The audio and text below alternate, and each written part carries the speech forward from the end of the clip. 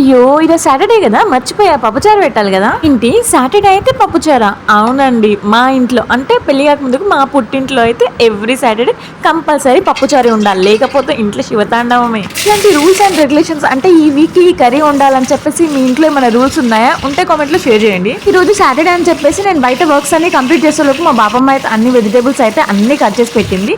ఈ రోజు తన స్టైల్లో పప్పుచారు ఎట్లా పెట్టాలో మీకైతే చూసేయండి. పప్పుచారే కదా పెద్ద స్పెషల్ డిష్ అయినట్టు చెప్తున్నామేందా, మాకు కూడా వచ్చిలేండి అని అనుకుంటున్నారు కదా. కానీ మా బాబు కొంచెం వెరైటీగా చేస్తుంది అనమాట. వాళ్ళకి నేనైతే పోపు పెట్టేసి అందులో వెజిటేబుల్స్, పచ్చిమిర్చి, చింతపండు పులుసు, పప్పు వేసి సింపుల్ గా అయితే చారు అయితే కంప్లీట్ చేస్తా. కానీ మా బాబు కొంచెం వెరైటీగా చేస్తుంది. ఉప్పులో అన్ని వెజిటేబుల్స్ యాడ్ చేశాక ఒక గ్లాస్ వాటర్ పోసుకున్న తర్వాత బాగా మసిలిన తర్వాత చింతపండు పులుసు ఉంటుంది కదా, అది కూడా బాగా మసిలిన తర్వాత ఇంకా పప్పునైతే యాడ్ చేసుకోవాలి. అది కూడా బాగా మసిలిన తర్వాత సాంబార్ పొడి, ధనియాల పొడి, తగినంత కారం, సాల్ట్, ఇంకో కూడా యాడ్ చేసుకోవాలి. ఆ క్లిప్ అయితే మిస్ అయిందనమాట.